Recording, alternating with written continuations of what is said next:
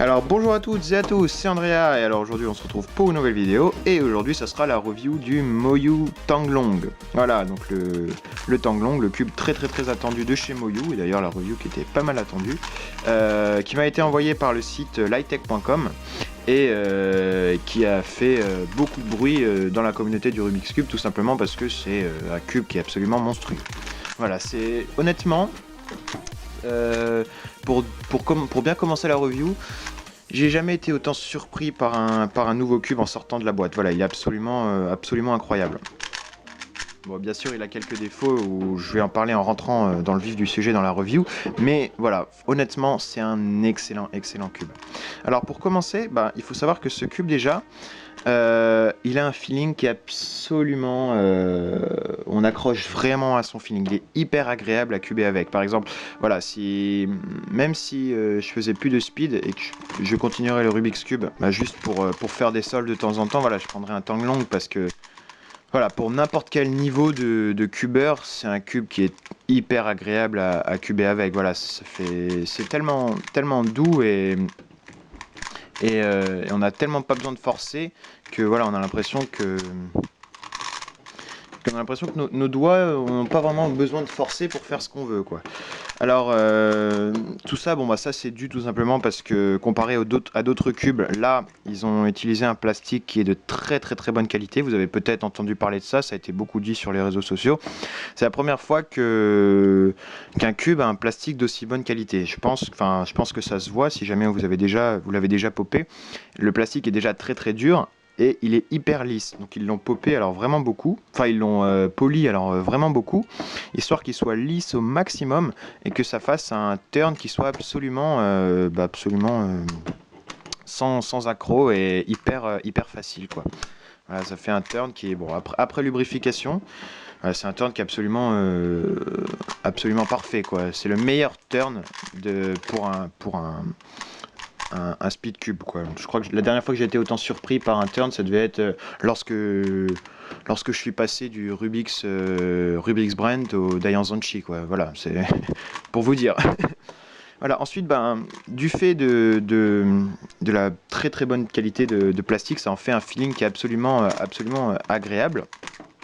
Et alors, le seul petit défaut, c'est en même temps son principal atout, mais du coup, ça en fait son principal défaut aussi. Je m'explique. Le problème avec ce cube, c'est qu'il est tellement agréable et tellement rapide que on a tendance à faire des mouvements les plus rapidement possible en y arrivant. C'est-à-dire que ça devient de plus en plus facile d'avoir un très bon TPS, tellement bon, déjà le corner cutting est excellent. Et tellement il est rapide, quoi. Alors ça fait que de temps en temps on a tendance à aller plus vite que son niveau, à vouloir faire des mouvements qui sont beaucoup plus rapides que son niveau, et du coup voilà, de temps en temps on va rater son PLL, on va faire un gros lock-up sur le PLL qui va nous faire perdre 2 secondes, on va vouloir aller tellement vite sur une OLL qu'au lieu de faire un U2 on va faire un U' et qu'à la place du coup voilà, on aura raté notre OLL. Voilà, on aura tendance à aller plus vite que notre niveau. Je sais que moi c'est exactement ça, je vous montrerai quelques soldes caractéristiques de ça à la fin de la vidéo. Et voilà, moi je sais que je suis sub 10.5 environ, des fois sub 10, et des fois j'essaie de tourner aussi vite qu'un mec comme Colin Burns qui est sub 8.5, quoi. Alors que non, je peux pas parce que c'est pas mon niveau et que mon look ahead, mon repérage ne suit pas, et que voilà, il faut pas oublier qu'au Rubik's Cube, c'est pas en allant le plus vite possible qu'on fait les meilleurs temps. On fait les meilleurs temps lorsqu'on fait aucune pause. Donc voilà, c'est vrai que avec ça, et il est hyper rapide, donc c'est-à-dire, je dirais, c'est le meilleur cube pour les algos de la dernière couronne, parce que voilà, il n'y a pas besoin de... Il n'y a pas vraiment besoin de ne pas faire de pause, c'est pas comme l'FDL, et il est très rapide pour ça, même s'il ne faut pas oublier qu'il faut éviter de faire des lock-up. Mais voilà, pour tout ce qui est FDL, je dirais qu'il est très bon parce que moi j'aime bien, mais il faut éviter il faut se retenir, quoi. Il faut éviter d'aller trop vite non plus, parce que c'est très facile de se laisser emporter et de vouloir aller plus vite que la musique, hein, avec ce cube, tellement il est bon. Donc voilà. Alors après, bon. Moi, après avoir reçu ce cube, j'ai bien perdu 0.5 secondes sur un AVG 100, ce qui est vraiment énorme à mon niveau. Alors voilà, quoi, c'est mon main, et ça le restera pour longtemps, je pense, parce que franchement, franchement, c'est un très bon cube. Pour en revenir à ce que je disais juste avant, c'est un peu ce qui s'est passé pour moi au Nancy Open 2015. Au Nancy Open 2015, voilà, j'avais ce cube, j'étais hyper content. Je me suis dit, ouais, avec ce cube, je vais faire des super bons temps. Je vais enfin sortir mon AVG Sub 10. Voilà, alors que les AVG Sub 10, j'en sortais tout le temps à la maison sans le stress. Et du coup, bon, j'ai voulu aller le plus vite possible parce que j'avais un cube qui était très rapide. J'ai bourriné, et voilà, et je faisais des erreurs hyper bêtes. Genre, je faisais des erreurs d'F de L où je faisais 5 F de L parce que tout simplement, j'avais mal inséré un 3 move. Je voulais aller tellement vite que je repérais mal des trucs hyper banals. Par exemple, à un moment j'avais ça. Je l'ai inséré comme ça, vous voyez, parce que tout simplement, bah, on voulait aller trop vite. Voilà, bon, vous savez que, à part le 7,97 qui est bien passé en finale, et bah, j'ai un peu raté, mais bon, voilà, c'est comme ça. Si je pouvais donner un défaut à ce cube, ce serait ça. Mais bon, voilà, si je pouvais donner une note à ce cube, ce serait probablement quelque chose comme 9 sur 10.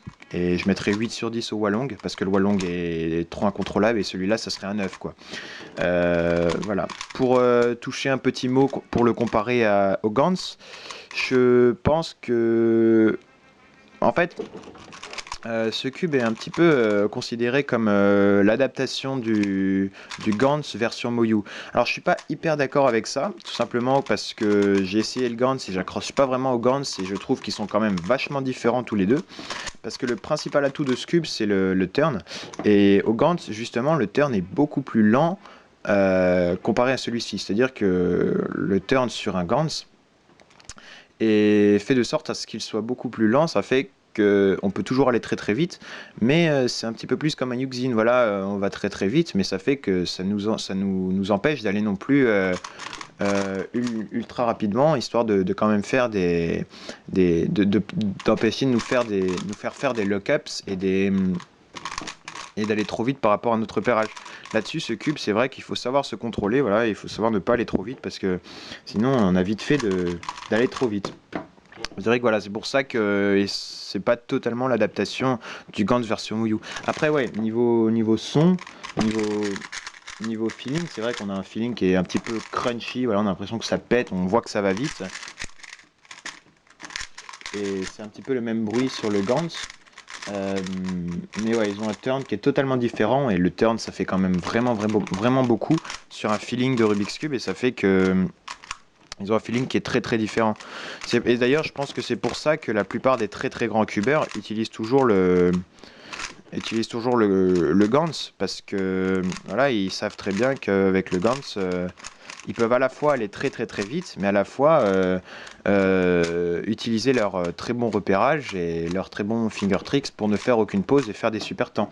Voilà, avec ce cube, il n'y aura aucun souci si jamais vous voulez aller le plus vite possible. Mais après voilà, il faudra pas aller trop vite non plus. Là on atteint un point dans les Rubik's Cube où justement c'est pas le problème des Rubik's Cube qui sont trop lents, c'est vraiment les Rubik's Cube qui sont trop rapides, quoi, qui sont trop rapides par rapport à notre niveau.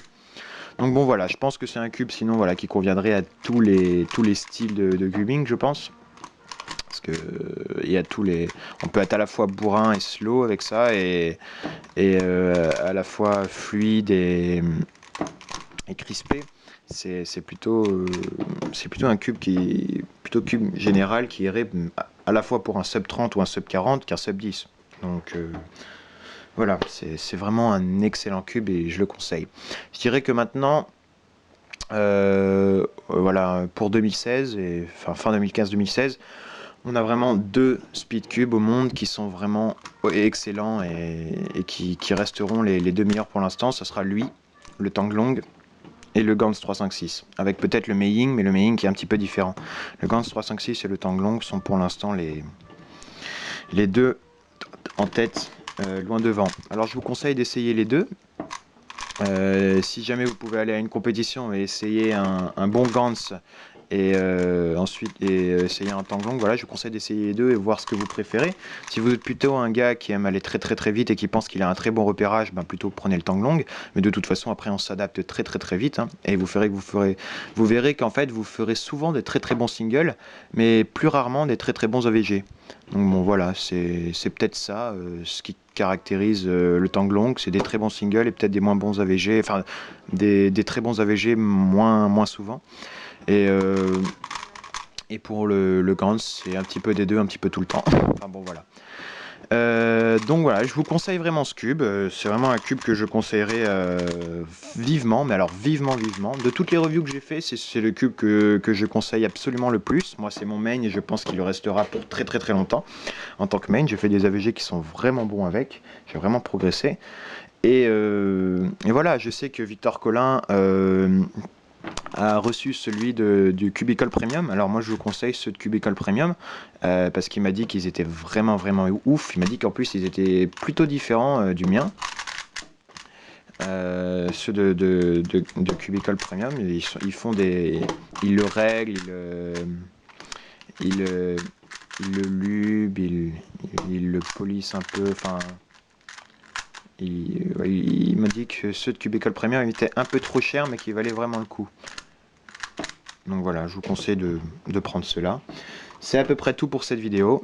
Passez tous une bonne journée et à plus!